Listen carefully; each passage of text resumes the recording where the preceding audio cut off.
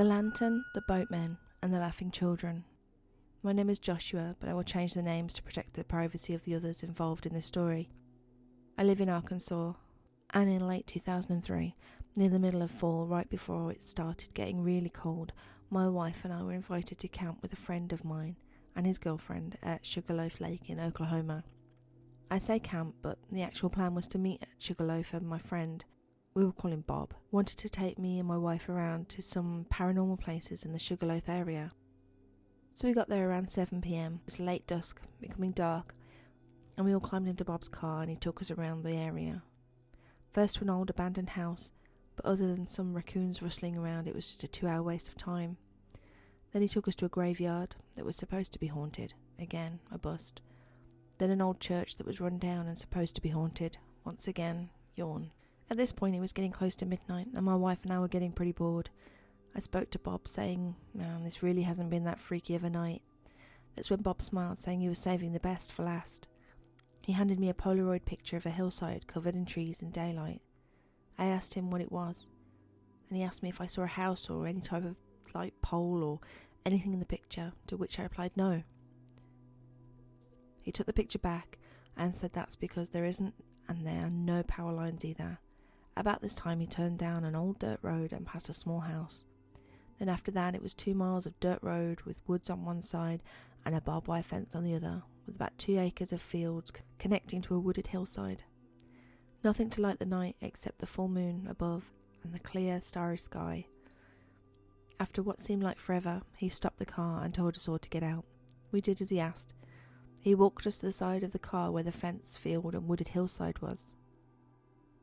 He looked at his cell phone, which his phone and mine had no signal. This was 2003 and this area had no cell towers, but he looked at his phone and said it was 11:57 and told us all to watch the middle of the hillside. Even at complete dark, I could tell this was the same field and hillside from the picture. 2 minutes go by and nothing has changed. Then exactly midnight, a small light flickers on in the middle of the hillside.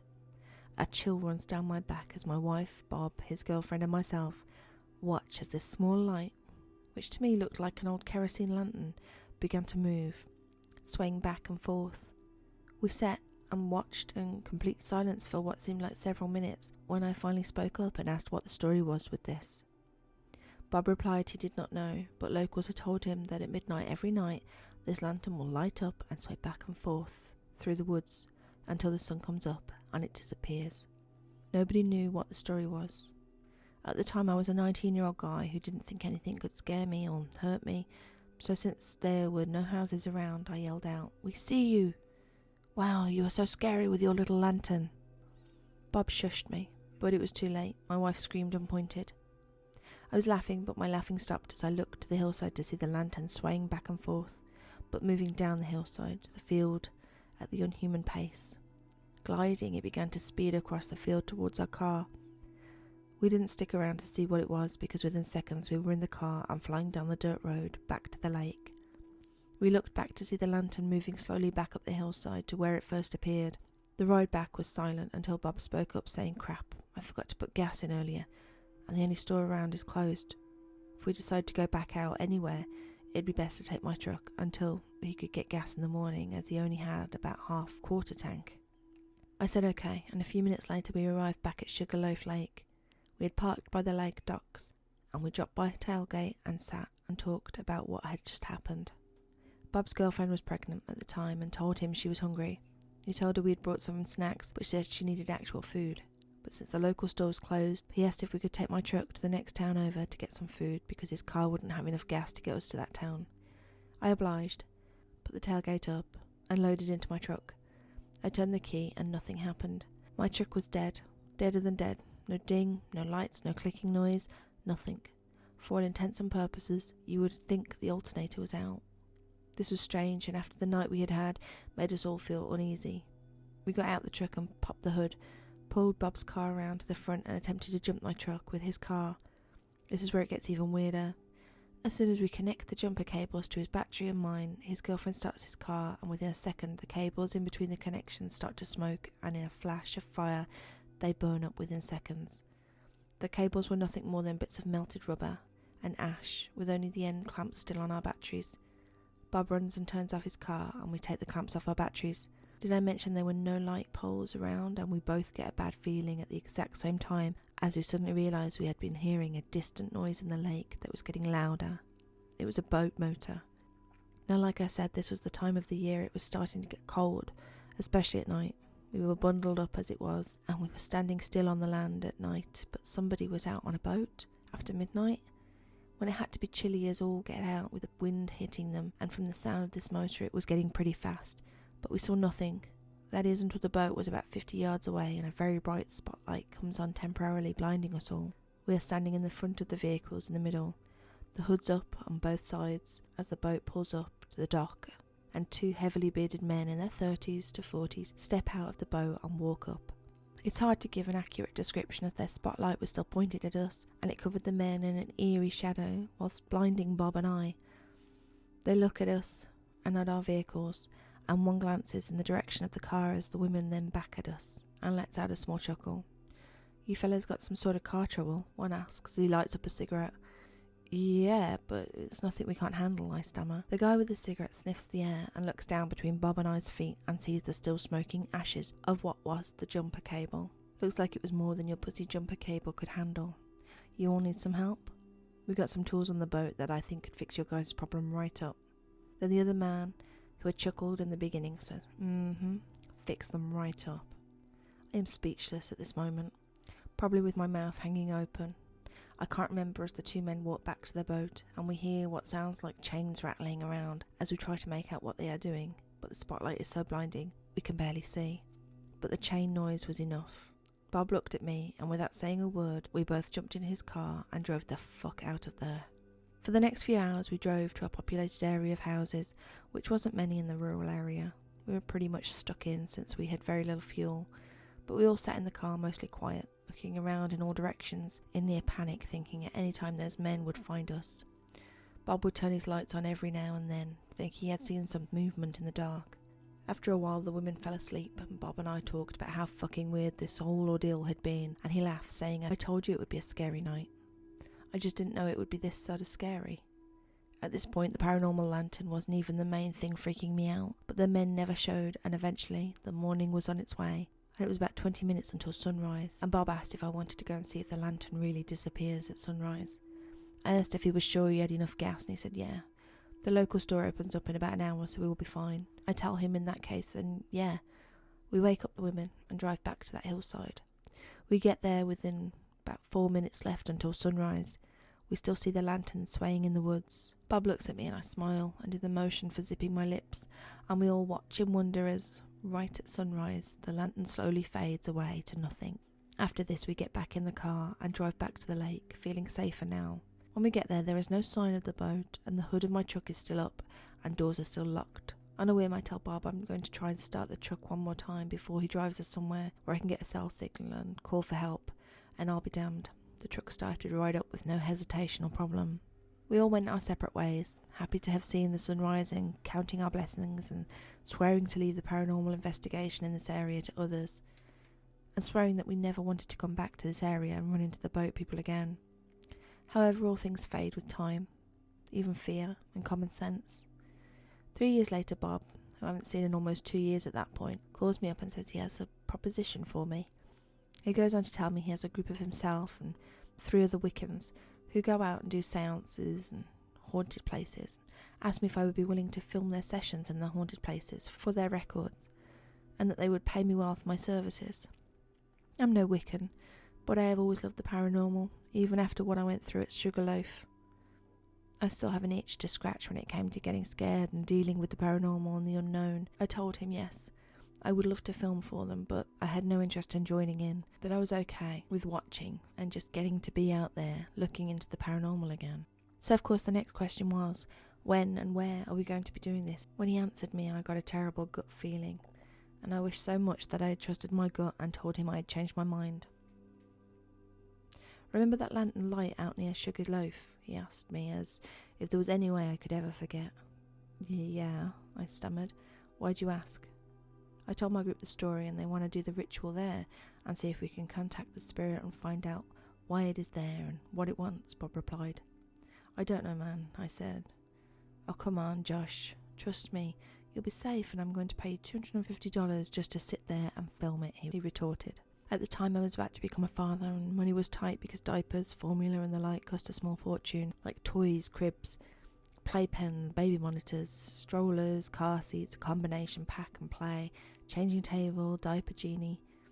So because my wife was putting us in the Boar House, I had to weigh out my fear of the area he wanted to go back to with how important it was to make all the extra money I could. So against my better judgment, I accepted the offer, and a week later I was in the same beat-down celebrity Bob was driving 3 years before. This time Bob and 2 guys and 1 girl that were complete strangers to me.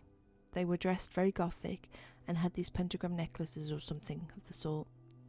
It was 11:50 when we got there, and the 4 of them sat in the tight circle.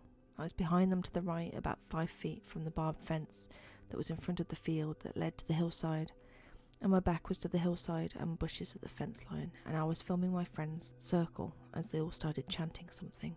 When reading or listening to this, turn your imagination all the way up, and believe me when I say to this point in my life I was interested in the paranormal.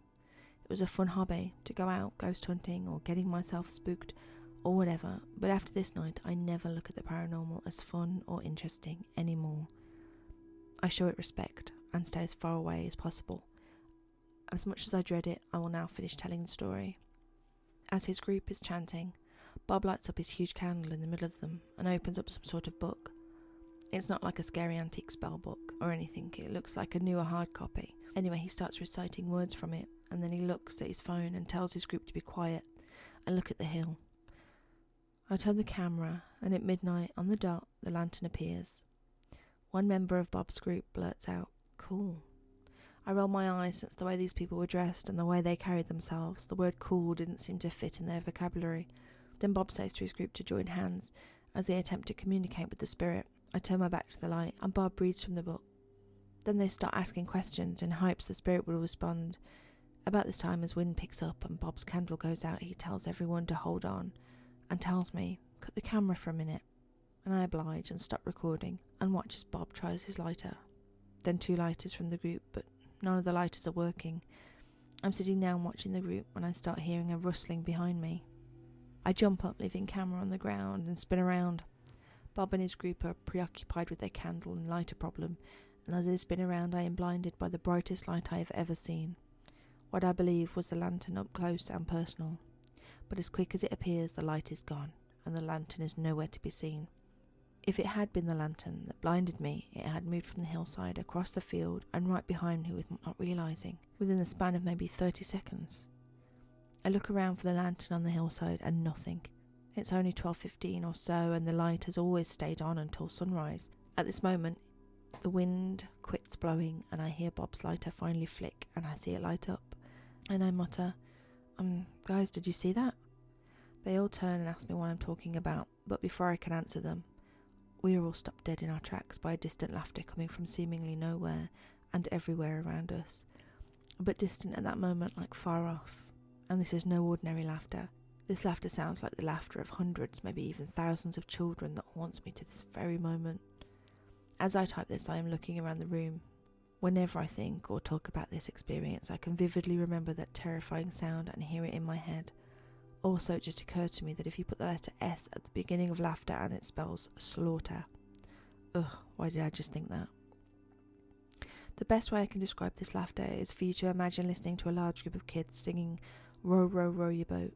You know how one kid will start and seconds later another will join in, starting at the beginning of song and so on and so forth. Well, this sounded like I said thousands or children laughing, and if one would start laughing and seconds later another would, and that pattern went on in endless loop. I'm not saying that laughter sounded like the song "Row, row, row your boat." I am saying they laughed in unison like kids do when singing "Row, row, row your boat." One would start, then seconds later another would, then another and another and another, and the laughter was getting louder and closer. There was sinister laughing, goofy laughing, giggling, all around us, coming from all directions. I was shaking, I could not move. I was spinning around and around, looking off to the distance. This couldn't be real. This sort of thing doesn't happen. What the fuck was happening? I scream at Bob and his group that we need to get the fuck out of there. but they were already running for the car, leaving their Wiccan books and candles behind. And without hesitation I run after them and jump in the car, just as the laughter is becoming deafening. We haul ass out of there and drive about a mile up the road and pull over as Bob is in no condition to drive, as we were all freaking out. We all get out of the car, pacing around the car, asking each other if we all really just heard what we heard. I tell Bob that I am sorry, but I left his camera behind. He says he does not care and that he isn't going back for it.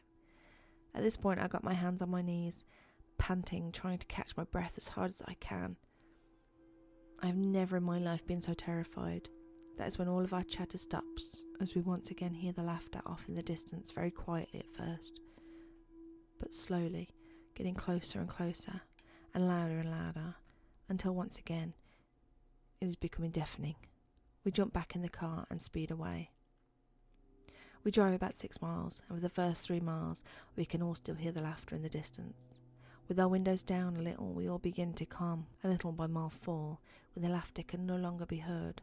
But we have no intention of pulling over again, and Bob's friend is in the passenger seat with his phone, waiting for a signal to pop up. And at about mile 6, Bob's friend says, "Hey, I got full bars." And he hands the phone to Bob, and he calls a friend of his who is into the occult and well versed and educated in it. And as we were driving, he is describing what happened to the lady. Bob later told me his friend told him she believed it was the children of Hecate or something like that. I have no idea about what Hecate is, but it sounded more of a guess to me.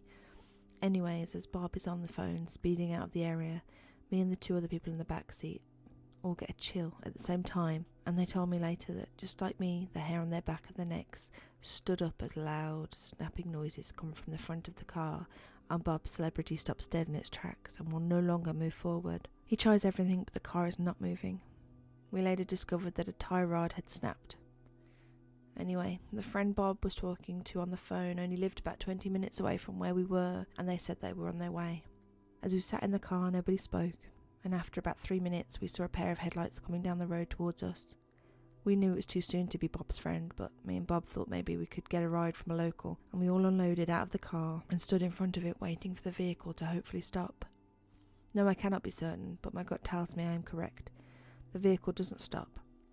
But as it comes into view, it is beat up, an old pickup truck, and it slows down, and in the truck are 2 men in their 30s and 40s with huge beards, and they stare at us and speed up after passing by.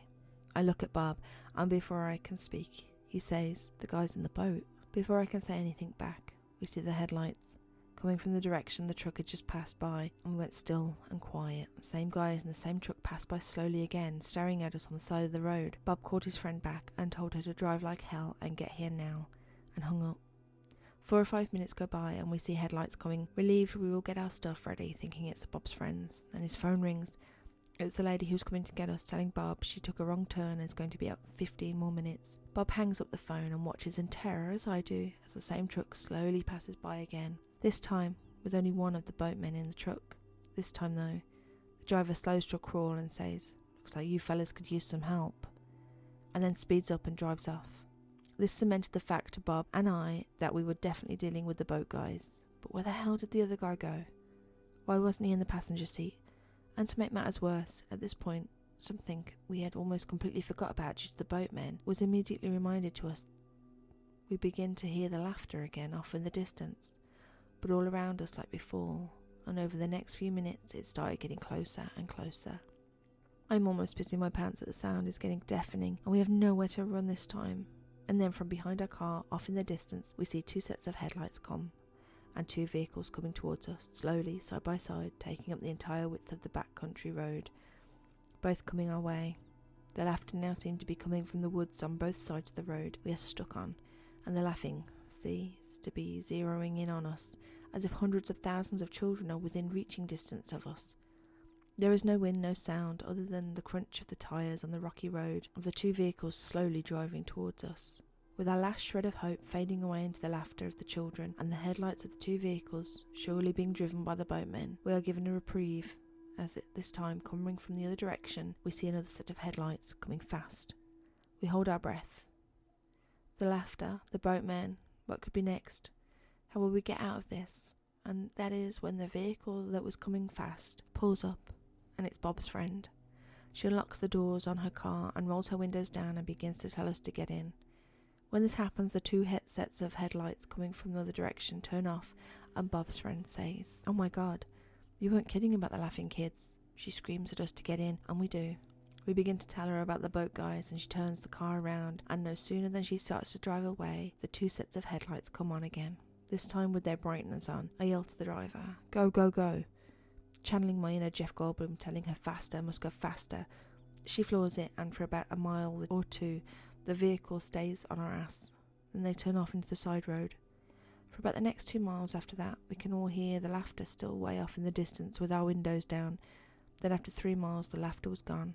To this day, I have no explanation to what happened, what the laughing children were, why the laughing followed us, if the boatmen were connected to the wall of this, or somehow if they were merely coincidence that happened to terrify us at the same time as the paranormal stuff. And if that was the case, why did they not react to the laughing children sound?